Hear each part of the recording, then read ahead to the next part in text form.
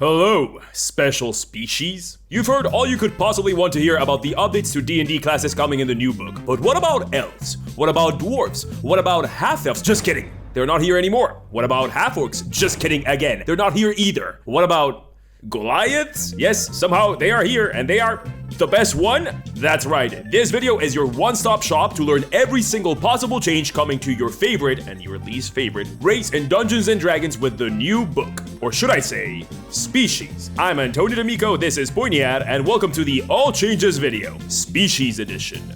Okay, so you know what's going on. New books are coming. New books are an update to 5e. It uses the same rules but updates all the content. PHB, and it's the same, but there's updates to content, so it's not. Brad Summer. People are focusing a lot on the changes to classes, but I feel like the species of D&D are being left behind, and some of the biggest changes are right there, and I care a whole lot about lore, so if you do too, let's take a look at them and figure out what's going on with your favorite little green man. In case you didn't see my latest video where I did this exact same thing but with classes, because I just don't want to make a video for each of the new classes, no matter how much the algorithm would enjoy that. I just think it's more useful to have it all in one video for y'all. So I'm doing it again with species this time, because you asked. Race has changed to species now. If you want to know why, I asked Jeremy Crawford about it in my latest video, and who knows, he might make a special appearance in this video too to talk about one of the biggest changes coming to species. Oh, and also, obligatory disclaimer at this point, just making double sure, Wizards did not sponsor this video. They are not reviewing this script. I can say whatever. These are my actual thoughts. There's no affiliate code or link to any Wizards products or anything. I do not care if you buy the book or not. If you want to actually discuss the book that is coming out and what's new in it, it's here. This is your stop.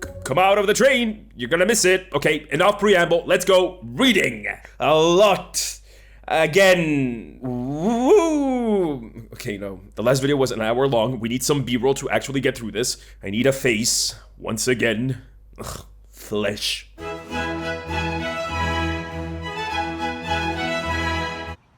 Human familiar. Species. Now. Hi. Again, don't get used to this, I like when the hat does the talking. So I read the PHB, again, yes, both of them, for a third time, so my brain has turned to overnight oats, as they say in France. Sous la vous. Okay, the hat doesn't pay me by the minute. He doesn't pay me. Let's go to changes. Now, first up, big changes that affect everything. Aasimar and Goliath are now invited to the tea party, becoming core species. I'll share my thoughts when we get to them. Also, no multi-species anything. What does that mean? Well, you can't really mix a Tiefling with a Halfling and a cousin that is a Gnome twice removed, but also no half-elf and no half-orc. Big change. I'll get to that at the end of the elf and orc sections. Also, small species don't get 25 feet of speed by default, so big buff. They sure needed it because being small was just a debuff forever. Other than that, I'm dividing each species in a lore and ability section. Cool? Cool. Let's go.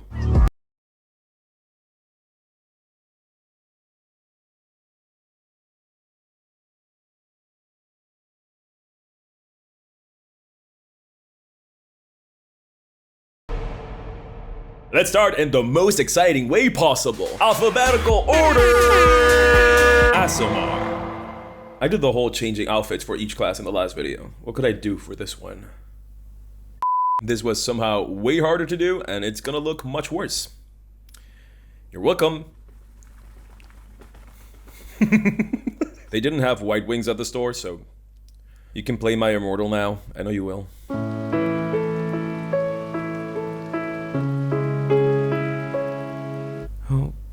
Aasimar in new book has good lore, great abilities, and the worst aesthetics, so variety. Lore. The funniest thing in the world is that the first thing they tell you is how to pronounce Aasimar, ending the debate once and for all. People in the comments screaming at me about that, I just want you to know I was right. Aasimar had all their available 5e lore remixed in this PHB. They worked it out on the remix. Aasimar have a spark of the upper planes within them, and that's it. That's all there is to it. And it can happen in every possible way. There was a version of the Aasimar that was basically a baked-in warlock with like a divine sugar daddy that only gave them vague hints because he was shy, and that was my least favorite, and it's sort of here. It mentions that Aasimar can happen when they are infused with divine power, like vodka. This to me is a clear nod to that, like to the divine sugar daddy method of Aasimaring, but the much more traditional and better version of them being actually descended from celestials getting celestially freaky with mortals is also there, and that's my favorite, so yay. Overall, I like it. I like that it gives you so many more choices for an origin story. Good. A thing that they completely abandoned from the UA is the furry interpretation of Aasimar, which... good. Yes, believe it or not, that was a thing at one point. There's a specific kind of celestial that has barely gotten a mention in 5e, and they are just furries.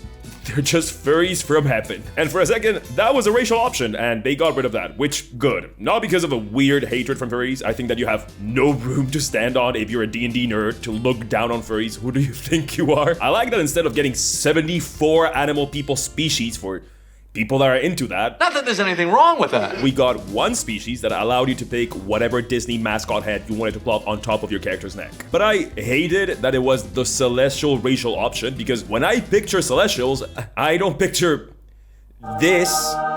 So what do Aasimar actually look like in this new PHB? Well, they got some nice art to go with it. I've said it before that Aasimar's main problem is their lack of visual identity. I made like a whole video about it. Check out the Aasimar video if you want to learn more. I made a version of Aasimar of my own. But is that problem fixed in the new version?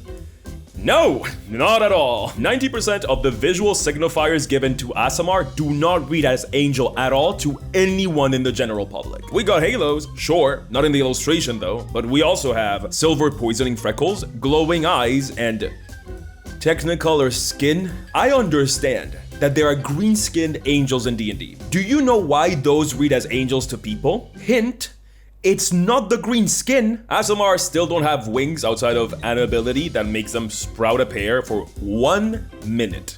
A single minute. The illustration highlights how important this is and how bad of a choice this is, because it has 3 people in it, 3 Aasimar with wings, even though this is a thing you get for 1 minute once a day. So it's clear to the art department that currently, as they're being currently depicted, Aasimar do not read as angels to people when they don't have wings. And they also do not convey the fantasy that people envision when they say, I want to play an angel. But design is still catching up. I suggested vestigial wings that grow into full-size wings when you undergo that transformation that lasts for 1 minute, so you don't have that problem of my species cannot be played at any table because they have a flying speed forever. We have all seen the Aarakocra threads. Maybe we'll get the non-flying wings someday, and today is not that day. They could even be like ethereal if you don't like the vestigial option, but they need wings. They need wings to read as what they're supposed to read, to embody the fantasy that they're supposed to embody. Maybe someday, prayer circle for a celestial themed book in the future. Please, please, please, I'll do it myself if I have to. Just give it to us so I don't have to do it. Give it to me. Please. But enough about looks. What about abilities? Abilities have received a great buff across the board, so this kind of does make up for them not being able to embody the fantasy that they're actually meant to embody visually. Kinda. Remember, I'm only focusing on things that change, so not things that stay the same, and there's not many changes, but the one that is there is big. It's very similar to the mom book with like a couple of key changes. Aasimar get 3 possible transformations. The magical girl one, the thirst trap for moths one, and the angel with a shotgun one. By the way, these used to be named so much worse, and complaining about it worked because they're named so much better now.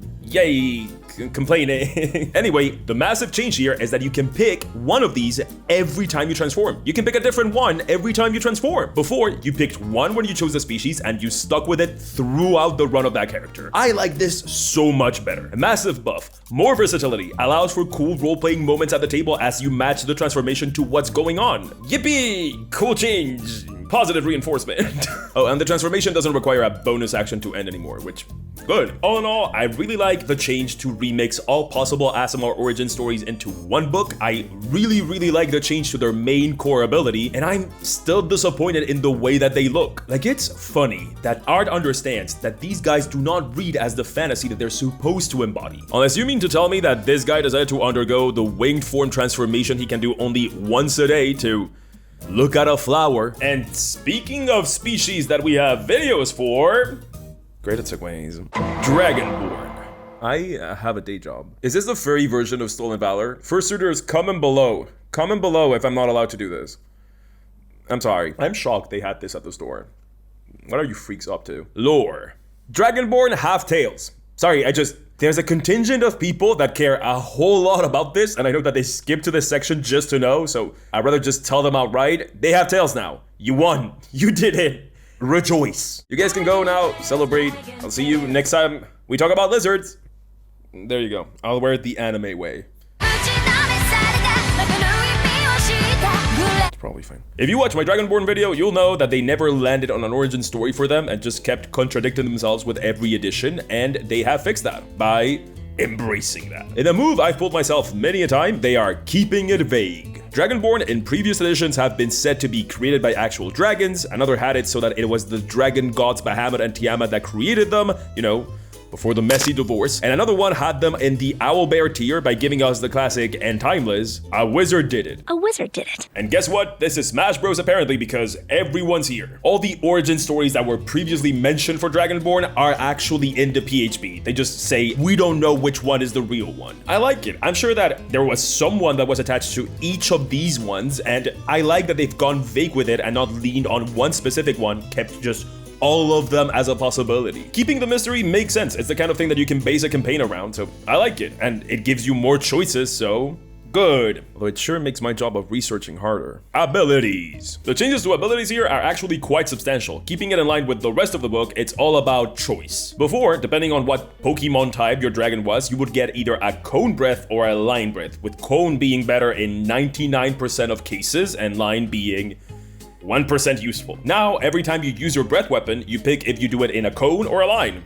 Great, fantastic, good job, good change, we like it. Also, it gets a massive boost to damage and it scales in levels, which is fantastic. You barely had any use for it at once past level 5. The whole draconic feature, the breath thing, has gotten quite a boost, but not as much of a boost as actual wings. Yep, at level 5, you can sprout spectral wings, not sure how that's draconic in any way, to fly for 10 minutes. That's more than Aasimar. Strange. I don't know if I love this. It makes Dragonborn feel much more magical than they were before, but dragon people will have opinions on this, so I guess we'll hear them. I guess if you want like literally a lizard, you can always play lizard folk, but I don't know, I'm still not convinced. Also, the flying speed is equal to your walking speed, so we're about to see a whole lot of Dragonborn monks to rival Tabaxis. Maybe that's why the PHB illustration of the monk is a Dragonborn. All in all, good, great. I'm happy the Dragonborn people got the tail. I know they cared a whole lot about that. The changes are amazing to abilities, so good. It feels great to be happy after whinging for 10 minutes about Aasimar. Next up, the Incogni. The lore here is pretty interesting. It says that this species had to withstand constant attack by powerful diviners that use twisted versions of spells like scrying to look upon their every move and worse, sell that information to their enemies. They since devised a method that completely shielded them from these attacks, and those same evil diviners have turned their eyes towards you.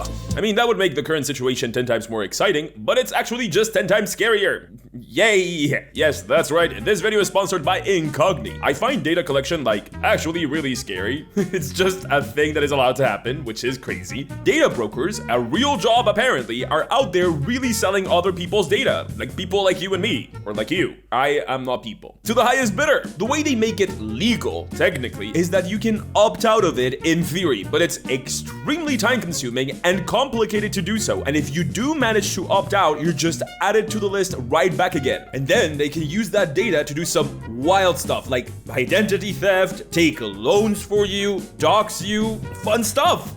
Fun as in scary. Incogni is a service that removes you automatically from hundreds of lists that these data brokers use and just deals with any other possible issues from this. More importantly, it keeps checking since these people will keep adding you back to these lists and will remove you again once they do. It constantly monitors to see where your data ends up and keeps people from selling that data. As I said, this is like a real concern for me. I'm scared of this, and if it sounds interesting and useful to you, I have a code for 60% off of their annual Incogni plan. 60% is more than half, so sounds fantastic. Go me and math. Just go to incogni.com/pointyhat. It's the very first link in the description. And thank you to Incogni for sponsoring this video.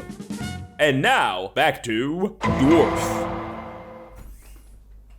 I'm tiny now. Also, this is the closest thing I found to a warhammer, so it's my dwarven axe for all the dwarven trees I find on the dwarven mines.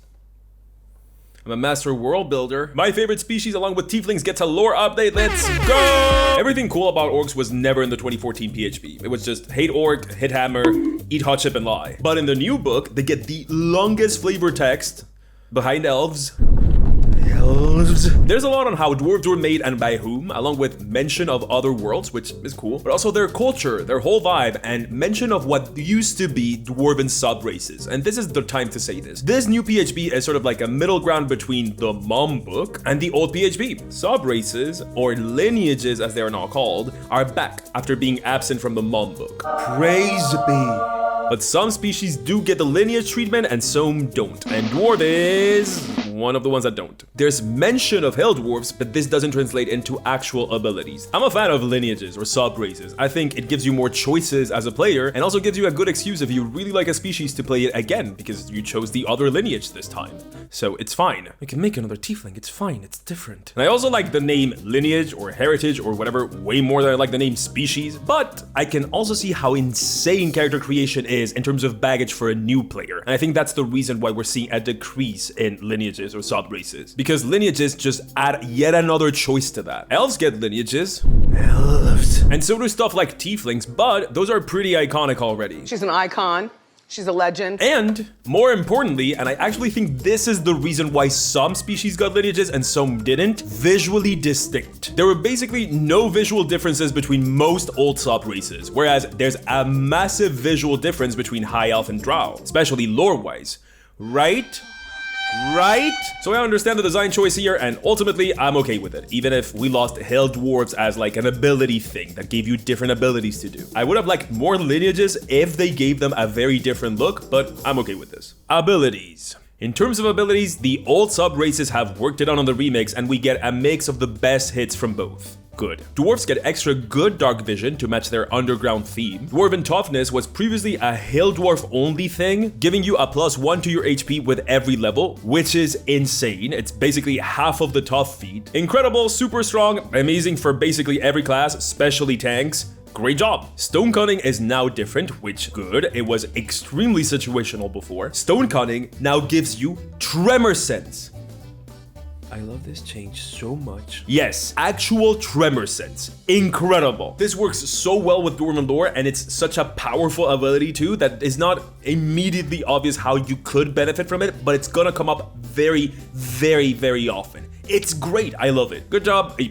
Because they've taken species to a more, these are abilities that are actually tied to your body. They've taken away all the masteries, like no weapon, polearm, whatever, proficiency. And that's great, I've always hated that. Honestly, getting tremor sense more than makes up for this. And as I said, it never made sense to me, the whole giving weapon proficiencies with your race. So I'm glad that's gone in species. All in all, as a certified Short King enjoyer and #1 dwarf fan, I'm very happy with this. I like how flavorful the lore is. I like how it focuses on its origin story. It's cool. It really sells the dwarf. I hope that people play it more because I love it so much. I'm not really sad about losing dwarf sub races because the sub races for dwarf only showed in the ability camp, and they've taken the best ones and given them to normal dwarfs, so who cares? I'm happy. Even as a dwarf enjoyer, I have to say, dwarf always felt extremely overtuned compared to other species, like they were really, really strong, and this one feels more in line, which, good, I'm glad. So, good, I'm happy, yeah, yippee, whoa! I hope I like all species as much as this one.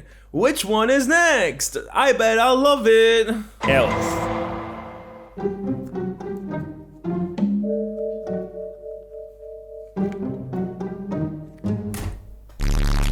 Listen, I know that elves cannot grow a mustache, but I'm not shaving the mustache for elves. They are lucky they got me to shave the beard. Although now I can do this.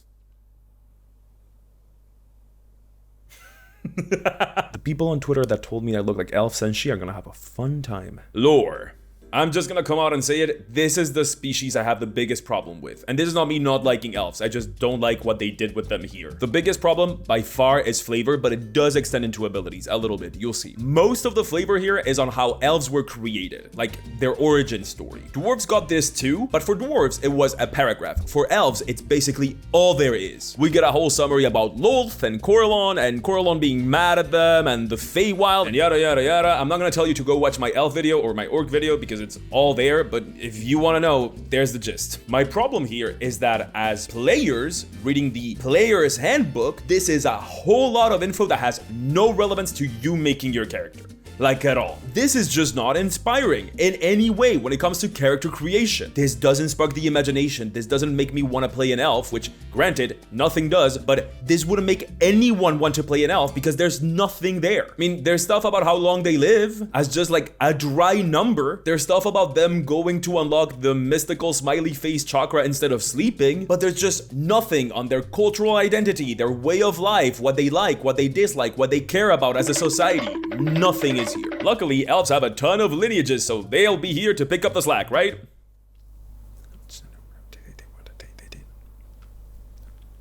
Elves get 3 lineages: Drow, High Elf, and Wood Elf. That's right, we're getting Drow and not Dark Elf for reasons.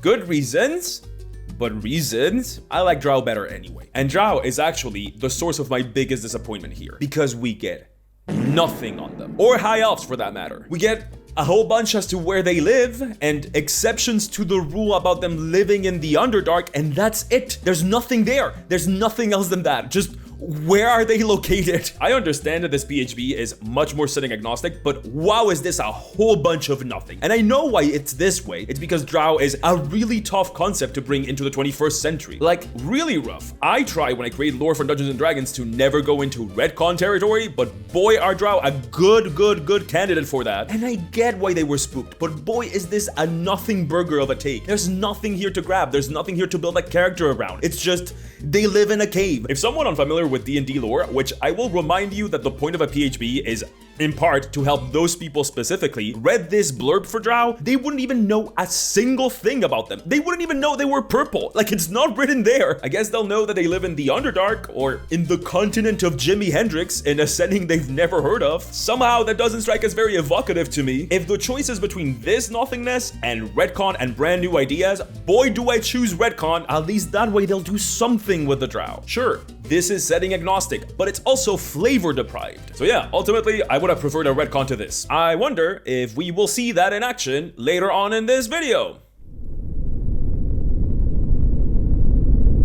High Elf is more of the same, just a tiny paragraph explaining the 7 different names they have by setting. Why? Because these are the snooty elves. These are the elves that believe themselves to be better than everyone else, including other elves. And that's why I find them so compelling, because you can make incredible stories around that. You can make a story about someone denying this view of other people. You can make a story about someone that learns that this is wrong. Flawed is fun. And it's not like the new PHB is saying that they can't be that. It's that it's saying nothing. Wood Elves, the boring and safe ones, get to have lore because they're boring and safe. They're still the Lorax, they can still speak for the trees. If you like this, you can cheer. I truly think there's such a thing as setting agnostic, and I think that this is it. Ultimately, I have to consider this a failure because this will not inspire new players to make their own elves unless they are extremely inspired by a bunch of proper names and obscure continents and settings they've never heard of. Anyway, abilities. As a through line, abilities and gameplay are mostly okay, so we're not gonna throw the baby elf along with the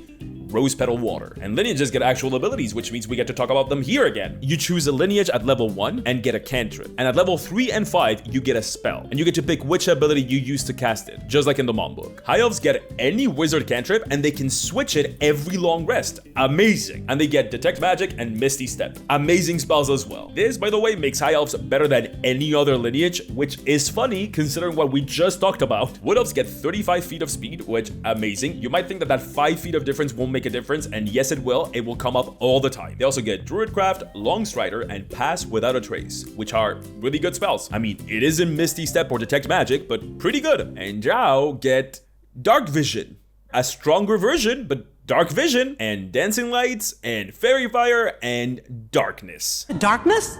This one is the worst one, and yes, you heard me right, that's it. Sunlight sensitivity is no more. I understand why. This certainly isn't like an incredible set of spells, so it doesn't justify the massive drawback of sunlight sensitivity, but still, I wouldn't have a problem with this if the lore was there. But because the lore is non-existent, this just further waters down the Drow into nothingness. I don't know, man, I can't believe I'm saying this because I don't like elves, and I am one of the people that believes that Drow needed a change from like a representation standpoint, but man, I don't like this. Other than that, they coalesce Transcendence and Trance into one ability, and That's it. Those are all the changes. All in all, yes, I do think that this is the one that is the most disappointing. As I said, I do believe that Drow needed a change badly, but I would have liked a clear and concise direction for the elf species, and this is certainly not that. It doesn't stand one way or another. Not an elf enjoyer at all. I am a dwarf and tiefling gang for life, but I did learn Galadriel's spooky speech, so I want better for the twinks of the forest, even if they are my sworn enemies. But wait! You think we were done? Nuh-uh. Half-elves, where are they? Half-elf was the 5th most popular core race in the 2024 D&D Beyond survey. Below tieflings, but above extremely established races like dwarves. So how come they're not here? Well, it's such a massive change that I had to ask Jeremy Crawford about it. Yes, I re-record this. I was recording his part of the call. No mine. Orcs are now a core species, but half-elves and half-orcs are nowhere to be seen. What inspired this change? Especially knowing how popular half-elves are by D&D Beyond metrics. So when we were looking at the species options for the new player's handbook, we wanted all of them to really deliver something special when it came to what it was saying about the D&D multiverse, what it's saying about different types of characters. And it was really important to us not only to get orcs into the PH, but we also wanted to get Goliaths into the player's handbook because we already have Dragonborn, which allow you to basically play a character who's distantly related to our very iconic chromatic and metallic dragons. We wanted to do the same thing with giants, because giants are also super iconic for D&D, and we wanted tieflings to have their celestial cousins, Aasimar, also show up in the book, so that now it's not just a decision of, do I want to have a lower planes influence, but now you can also decide if you want an upper planes influence. And so we decided when we were looking at this and wanting each one to have really big impact in terms of what it's saying about the multiverse and whatnot, the half-orc and the half-elf didn't make the cut. The good news for fans of those options is you can still play them. The way we've structured the new player's handbook is that if something appears in the 2024 player's handbook, it replaces whatever older version appeared in our earlier books. But if something does not appear in the 2024 player's handbook, you can keep using the version that already exists. So if you want to play a half-elf, go for it. The 2014 half-elf works with the 2024 player's handbook. What do I think of this? I agree with the change. So many of the species have made it so you can be anything and that species. Aasimar can be small or medium because anything can be touched by an angel, or a devil in Tiefling's case, like a halfling could theoretically be a tiefling. And now you can do that in this new book. So because of that, half races made less and less sense. People kept asking why they couldn't make a half elf that was half dwarf and half elf. And personally, in my setting, I rule it completely different. I make it so that humans have a specific thing given by their god that allows them to reproduce with other races, and that's why they are so popular, because that is literally a god-given gift. But that is just my homebrew lore. Nothing close to canon even works like that. In my world, what makes human different from all these weird little fantasy guys is that they are made by their god to literally prosper and multiply, like a divine gift, sort of like Asari from Mass Effect. And that's why half-elves are half-elven, half-human, and ditto for half-orcs, and so on and so forth. But as I said, this is just my little world that I keep stashed somewhere in my brain. In my opinion, there were two paths to take here. Either you make a system that accounts for whatever combination a la Pathfinder, which makes character creation an already pretty involved process just hell on earth, extremely time consuming, and basically the great filter for the people that are willing to actually try to play this game. You do what they did here and just make some species something that anyone can be and forgo the whole multi-species mix thing. Now, I want the hobby to grow, and while it might seem very easy for your group that has been playing for 20 years to pick up the multi-species cauldron rules to make up a halfling, tiefling, centaur, that is not the case for people starting out. So because of that, it makes sense to me and I'm okay with it. Also, more importantly, I find new species options much more interesting than like half whatever and half whatever. Frankly, I would rather get way more of those like Goliath and Aasimar joining the roster rather than making sure that the half gnome and half dragonborn population is duly represented. Okay, no more elves. I'm done with the twink faction. I want out. Let's go to gnome. Oh, let me just regrow this really quick. I'm tiny now. Again, I'm having way too much fun being this stupid. Lore. Okay, right out of the gate, I like this flavor text way better than the one in Old Book. There's overall way less of an emphasis on whimsy. Like, it's still there, but it's not a paragraph upon a paragraph upon a paragraph of how happy and not on antidepressants gnomes are. We get a lot of origin story mixed in with what gnomes care about, like part of their culture. Inventiveness, resourcefulness, and being sneaky. I made a whole video on gnomes very recently, so you can check out all my thoughts on gnomes as they were in Old Book there. They're pretty much the same, so have fun. All you need to know is that new book makes them still non-fey coded, but makes them less dwarf coded. Also, regardless of what the illustration says, there's less of an emphasis on tinkering, as in, it's the only thing they had before, and now it seems like they're trying to branch out. It's an option, not just the entire thing that gnomes are about. Watch my video to learn more if you're interested. Do I think this is enough to save gnomes from being the least popular core species? Absolutely not, but I do think it's better than the old PHB, so it's something. Abilities. Gnomes do get 2 lineages, which means that Forest Gnome and Rock Gnome are back. Forest Gnomes have basically not changed at all, but there's like one gnome in the illustration that looks like they could possibly be a Forest Gnome, and they straight up look like a Kokiri from The Legend of Zelda. They even gave it green hair and greenish skin, which lends credence to my theory that a species with lineages that are visually distinct are the species that are actually getting lineages. Anyway, you get 1 ability depending on your lineage, with Forest Gnomes getting Minor Illusion and Speak with Animals. It's the same, but you get more uses of it, so it's not.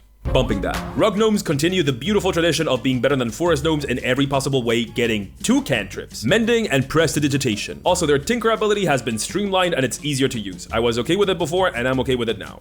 Woohoo. All in all, it's fine. I'm not wild about it, but I'm not upset in any way. As I said, I don't think that this is pulling gnomes out of their ditch, but I do think it's better in basically every way. And honestly, it feels great to say after that whole screech I had on elves. But enough of these old options. I want new meat, and boy are these meaty. Goliath. I'm tall now. Lore. Forget everything you know about Goliaths. Literally everything has changed. They were the resident giant coded thing, and they were never that popular, even with one being heavily featured in CR. My own conspiracy theory about this, by the way, is that the reason why they were never that popular is because before, Goliaths were not able to grow any hair on their face or their head. Hi, bald. Hey, bald. And, once again, visual customization is the most determining factor in whether a species is popular or not. That is my theory, and I'm sticking to it. And therefore, if you cut down the biggest source, or at least one of the biggest sources of visual customization for a species, is gonna make that species less popular. Anime has built an entire industry on plopping down a different wig on top of dolls that have the identical face, and it's a multi-million-dollar industry. They're onto something, but rejoice, my childreneth, for now Goliaths are able to be as hairy as you want them to be. Praise be. But this is, shockingly, not the biggest change to them. Goliaths are now much more giant-coded. I call all of these species XP species. Species for people that want to play something that they cannot play in the game. If your player comes to you saying, I want to play a dragon, you can tell them, well, you cannot play a dragon, but you can play a dragonborn. If they want to play a devil, you can say, well, you cannot play a devil, but you can play a tiefling. And if they say they want to play an angel, you say, well, you can't play an angel.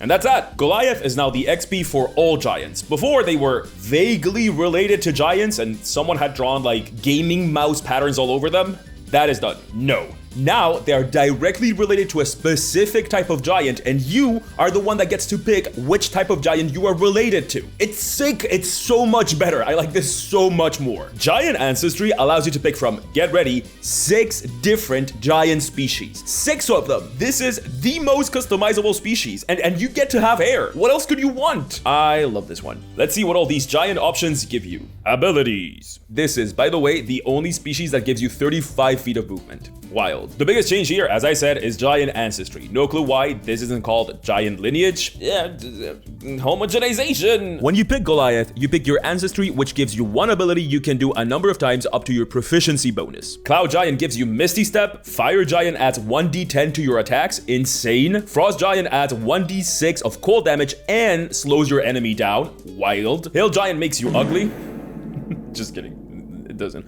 It lets you make any creature large or smaller prone with just one big bonk. Stone Giant allows you to reduce any damage you take by 1d12. Amazing for tanks. And Storm Giant deals 1d8 to anything that has the unmitigated gall to hit you. Honestly, these are all good and roughly equivalent in power level. Amazing. I really like these. You think we're done? Think again. Once a day, you can access your giantess large form powers and just become a size large. Finally, like large PCs. People have been asking for this for a long time. This actually makes you feel like a giant and is in line with other XP species that give you a superpowered form that brings you closer to the thing you want to actually play as. All in all, gotta say, as someone that cared a negative amount about Goliaths before, one of my favorite additions to the PHB and one of my favorite changes, period. Gotta be honest, when they announced Goliath as a new core race, I literally sighed, like who cares about this? I had thought about Goliaths a negative amount before, and now I'm literally thinking about playing one. It's great. Good job, I like it, yay. Let us shift wildly in the size chart now. Halfling.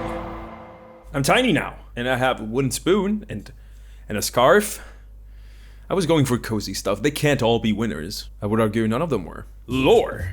Halflings are yet another non-popular core species, and I think that they presented them in a way that makes you actually want to play them, or at least more than before. The old PHB focused a lot on how great halflings are for making NPCs, which, you know, might not be the best way to sell people on making a character for them. The old book doesn't scrub halflings from their, forgive the term, Hufflepuff coding, which I'm glad they didn't do that. It's kind of like their whole identity, and you wouldn't want to take that away without giving something else, right? Halflings are still about chill vibes and hanging out, but the fact that Wanderlust pushes them to go adventuring is literally the second sentence. Once again, they haven't changed what halflings were, they have just described what was already there in a way that might lead people into making halflings, which was the goal. All in all, good job. There's even a call out for the crime family sort of halfling thing that Eberron has, which maybe one day we'll make an Eberron book, because God, do I love it. Do I love it. So lore hasn't changed that much, but presentation of the lore has. How about abilities? Boost to speed just like gnomes. 30 feet speed halflings. Praise be. Small races seem to slowly not become a net negative. Good. But also, no lineages. Halflings used to have 157 sub-races and none of them were distinct in any way visually, so this is 100% okay in my book. No one cared about halfling sub-races. Oh, by the way, go look at my video on halflings if you want a weird looking one. The one ability they picked for all halflings is the Lightfoot's naturally stealthy one, which allows you to hide behind any creature one size larger than you, which, good. It was the most flavorful and most useful one. Other than that, all the same. In summary, perfect example of an update that doesn't change much, but is generally a net positive in my book. I like this one. Yippee! I like liking things. Woo! And speaking of not particularly remarkable, but still good, worst segues every time. Worst segues every time. Human.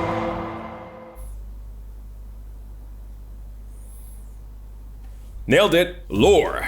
I'm gonna be upfront and say that I really like this version of human. I really like what we get here. It's mostly about how their core traits are their ambition and their resourcefulness. I swear I say this lovingly, headcanon for humans in D&D is that they're sort of the roaches of D&D. There's no way to say that lovingly. They are the rabbits. They rule the planes of existence simply because they are so numerous and so adaptable. Elves will whinge while languishing recumbent on their palanquins if you dare to take them out of their forest Whole Foods and into anywhere without 72 trees per square foot of land. But humans are like those memes about weeds growing in concrete. Human girls make do, and human boys, and human anyone, because there's text here about how diverse humans are. And they made it so you can be small-sized and human, which I think is a direct reference to dwarfism, which, cool, nice little detail there, I love that. And I'm pretty sure this character right here on the human illustration is supposed to have dwarfism. Nice little detail. Comparing the new PHB to the old PHB makes it feel like the old PHB was pandering to humans and it wasn't succeeding. Like, it was all about how humans are just as good and just as cool as the others, which,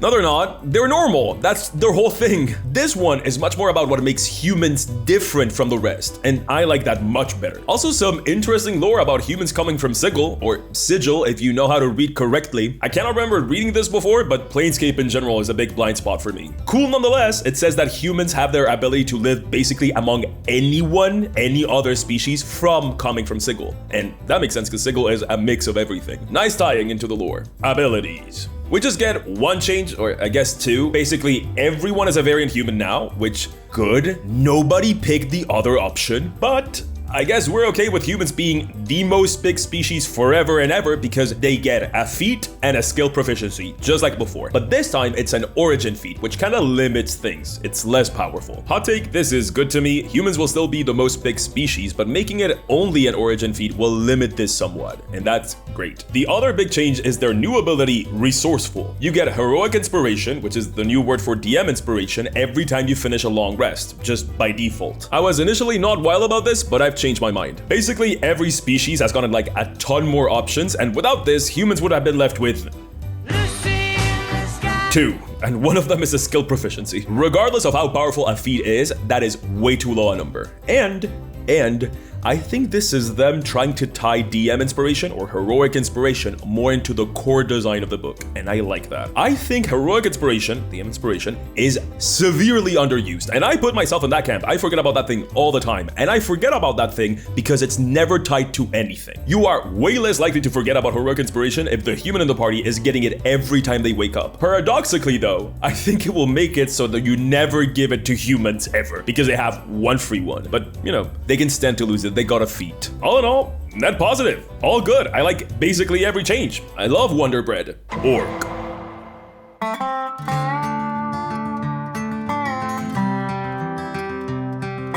Yeehaw. You do not get why I'm wearing a cowboy hat. Yet. Also, for the yeehaws in the audience, this is as close as I would get to a cowboy hat. I don't live in America. You'll have to live with that. Is this cowboy stolen valor? Lore. Okay. Complicated. Orc lore has changed a whole lot. It's the biggest change to lore in this book. I feel like I can speak on this because I did a video recently, like somewhat recently, about why orcs cannot work as player characters without a lore update. And this is a lore update, and that video was particularly well received. Like, you guys generally are always so kind and so supportive of everything I put out, but the out of the ordinarily positive reception that the lore that I made up for that video received was particularly touching because it's a hard subject to discuss and people seem to really like it. Like, I saw it in the wild even, like people discussing it outside of like my video, and that rocks. I'm not gonna rehash what I already said in the orc video, but the key here is that orcs were set up as just big, dumb, evil, stupid, bad people that you throw into a wood chipper without a second thought. They're just evil people to mow through, and that does not lead to great PCs, and it never was intended to. But as the game evolved and changed and people actually took an interest in playing orcs, that had to change. There was a lot of friction between their original characterization, which were just machines of evil that cannot be good and you can always feel good about killing, and the desire to explore more complex things, to actually play these people, to see these people as people. Those two things had too much friction for that to coexist. Something had to give. Initially, 5e said, well, we'll just make half-orcs and make them only a little bit stupid and a little bit dumb and a little bit brutish and maybe a little bit evil, and people can play those. And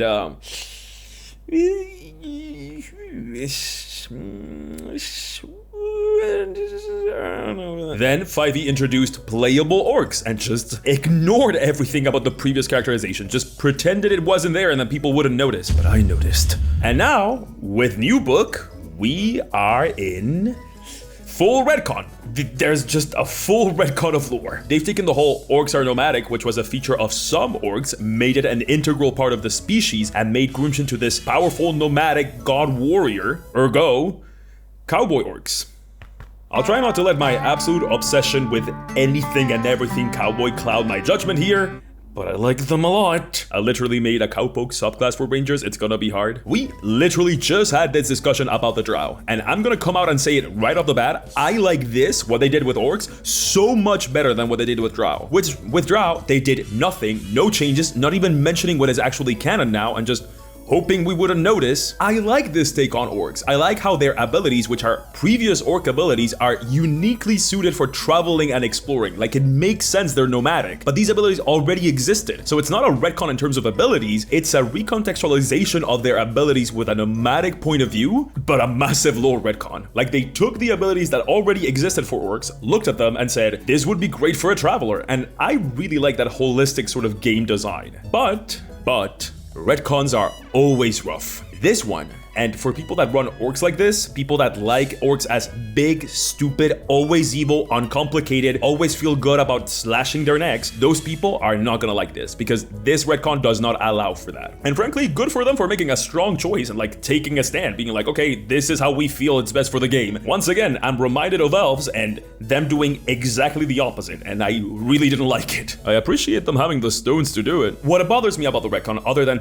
people are attached to lore and people are attached to the things that came beforehand, is that this is coming in the middle of an edition. Here's the thing, retcons are intrinsic to D&D. This is not the first time, this has happened 1,000 times. Whenever a new edition happens, 1,000 retcons take place. It's just accepted that that's how the game is run. But this is the middle of 5e. When I tackle the lore of orcs as someone that prefers orcs to have like individuality and work as like actual people and not evil robots, I try to respect the old lore and give like an option for people that want to explore that more playable character side of the orc. Once again, if the choice is retcon or do absolutely nothing like they did with drows and half-elves, I pick retcon every single time. But I can absolutely respect people that really don't like this. Like, that's not unreasonable to me. I can see why someone would be upset at this. But enough. This ignores the actual issue with orc, the thing that is actively bad about them, and I will not keep silent. They're still not green. Bad, bad, bad, bad, bad, unplayable, caca, no, caca, caca, no. Please fix, don't like it, change it, thank you, bye. And finally, Tiefling. This is the most I've gotten out of any tax write-off. Can't wait to explain this to my accountant. I'm gonna keep it brief with the Tieflings because I made a whole video about the new Tiefling. I made 3 NPCs with their stat blocks that you can check out, have fun. But this video is about all the changes to all the species in one place. I'm not gonna make you watch another video for views. You're safe. Let's go. Lore. Tieflings have gotten a lot of love in the new book, and I'm an unabashed Tiefling lover, so a happy camper. First off, right off the bat, I guess this is a good place to say this as any, no species has any mention of alignment. Praise be. I'm not even gonna nod to the centrist position on this. I hate alignment, but specifically, I really hate it when it comes to species, playable species in D&D. I don't like it. No, no, no, no, not for me. Caca, caca, no, caca, caca. So Tieflings are no longer chaotic whatever, or with a tendency for chaos and a Taurus rising with the year of the dog moon in the house of Jupiter. And I'm celebrating. Good. And as I said, this is the case for all species. The game is better for this when it comes to playable species, even if we disregard any unfortunate implications. It gives you more choices, so I like it better. I stand on this pretty firmly, and they changed it, so I guess I stand happy. This is my happy face. Okay, lores. Tieflings can come directly from hell now. As a matter of fact, it's the first origin mentioned for them, like directly imported from the bowels of hell, which, okay. But they can also come from the material realm directly, and I like that better, so hooray. Tieflings are linked by blood to a devil, a demon, or a fiend. Those 3 are important. This is very important. Foreshadowing low opacity on screen now. We're kind of losing the whole my great-great-great-grandpappy made a deal with the devil and that's why I have horns now, which is my favorite interpretation of Tiefling, but I understand that that's kind of niche. Tieflings are also the Wooby race and they have toned that way down. Old book had a frankly embarrassing amount of text that goes into way too much detail about how Tieflings live in dumps and feed their babies on the milk of dead possums because everyone spits at them because they are so stinky and everyone hates them, which certainly contributes to the Wooby factor, but kind of corners you into building a world where that is the only way that Tieflings can be treated, and also sounded extra silly. But they also had a version of Unearth Arcana for the new book that was all about how Tieflings were so good and had done so much good and had done so many good adventures that now everyone loves them. And I hated it. I hated that one with a burning passion. What a great way to put the onus of oppression on the oppressed. Like, by that logic, anyone that doesn't get treated well just hasn't done enough charity. New book thankfully dropped that. That is not the thing in the book, which, thank God, and now it's basically player's choice. The Tiefling gets to decide if they hate their devil's ancestry or they love it and embrace it. And it's up to the DM to decide if any given culture hates or loves the horny boys. Less powerful Wooby vibes, but more player and DM choice. I'm okay with this. So what is this business about the 3 types of fiends? That thing that we so subtly foreshadowed before. Well, Tieflings get 3 legacies. We got an update before that basically gave us 74 types of sub-races in one of the older books, and they were all not particularly inspiring. Each of them corresponded to one archdevil. And while this gave a whole metric ton of choices, they ended up feeling samey and were super dependent on players knowing like super specific named characters in D&D lore. And ultimately, flavor-wise, lore-wise, didn't add much of anything other than Tieflings of this type tend to be sneakier, which okay? It was whatever. Spoiler alert, I like the new legacies way more, and there's 3 of them. The Infernal Legacy is your classic Tiefling. It comes from Devils, which is everyone's favorite fiend. Devil enjoyers make some noise. They are connected with the Nine Hells and maybe Acheron, like maybe someone got lucky while fighting an unending war. They're also the pretty Tiefling. Smooth horns, smooth transition between horns and skin, much more devil-coated. They smell like rotten eggs, you know, super hot. The Abyssal Legacy comes from Demons. Demon enjoyers, make some noise! These are sort of like your bad boy Tiefling. Rough around the edges, spiky jagged horns, kind of beastly looking to go with the demon thing. Please, please God, make devils and demons visually distinct in the new monster manual. Please, please, please, please, please, please, please. They also have sort of like beastly features like tufts of fur and tusks, and they smell weird. There's like a weird amount of detail as to how each of the Tieflings smell. Like, I'm not making that up. That is there. It's weird. Not once for any of the other species smell is ever mentioned. This is apparently like a Tiefling trait now. And finally, the Chthonic Legacy. I know it's Chthonic. I just think it's funny that they chose the most mispronounced Greek term in existence when people have a hard time spelling rogue without saying red in French, which are Yugoloth Tieflings. Yugoloth enjoyers, make some noise.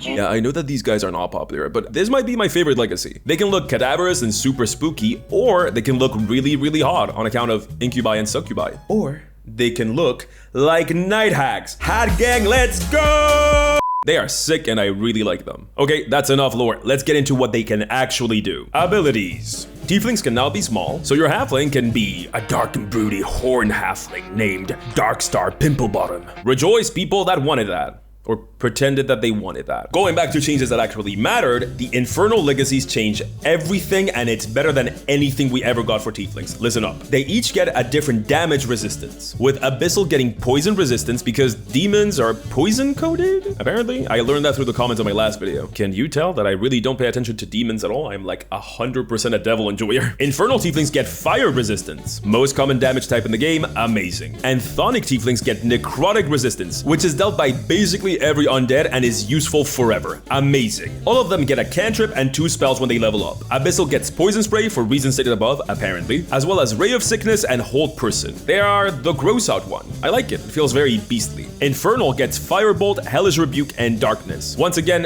baseline Tiefling, good spells. And Chthonic gets Chill Touch, False Life, and Ray of Enfeeblement. What? These feel kinda necromantic. It really goes well with some of them looking cadaverous. Also, False Life and Ray of Enfeeblement are amazing spells. What? Chthonic is the best. All in all, as a certified Tiefling enjoyer, this might be my favorite species in the book, like along with Goliath. I love them. I'm super happy. My only take is that I wish the Wooby aspect was pushed a little bit further. That's what makes Tieflings empowering to me, like playing a hero that was never supposed to be a hero and that society doesn't see as a hero just by virtue of what they're born as. But it's still very possible to do that with what is here. A+, love it. This is a much more interesting end than Wizard in the last video. No more 1-hour videos, please. Okay, that's enough of the human familiar. Good job, my pet. Okay, here are my final rankings of the species. I like these changes. These I either feel neutral or they are orcs and I'm conflicted because I like them, but I don't know about retconning mid-edition. I have to sit on that and talk to others about it. And I don't like these. That's right, even if the Aasimar ability changes are good, I'm sick of the aesthetic problem. I'm putting it there. They can go on the good column when they actually accomplish what they are meant to accomplish. All in all, I think I prefer this version, but I feel like the highs are higher here and the lows are like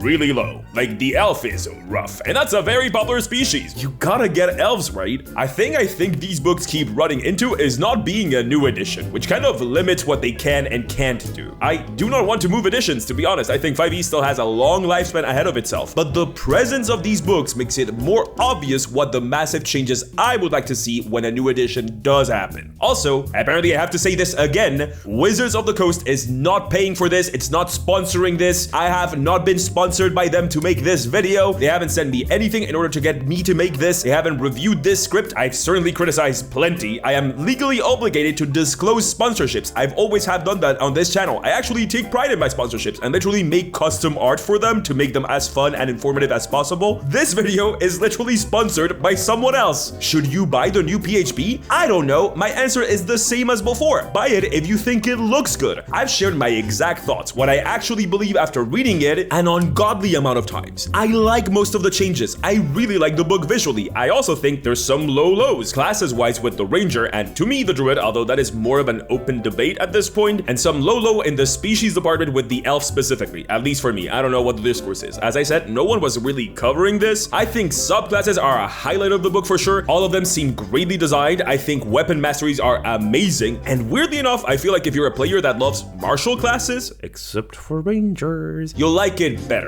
But ultimately, it literally changes nothing for me if you do buy it or you don't. I just hope my videos that focus on content in the book give you enough context to make your choice as to whether you would like to have it. All right, no more extra disclaimers. I'm not capitulating to drama mongering for clicks anymore, and also no more 1 hour videos. I'm done. These were a ton of work, so I hope you like them. Back to regular stuff after this, except maybe it's a new series. And since I talked about it, here's what I would do with orcs if you want to check that out. People seem to like it. Okay, off to hibernate. I'm once again dying. Bye bye. Mwah.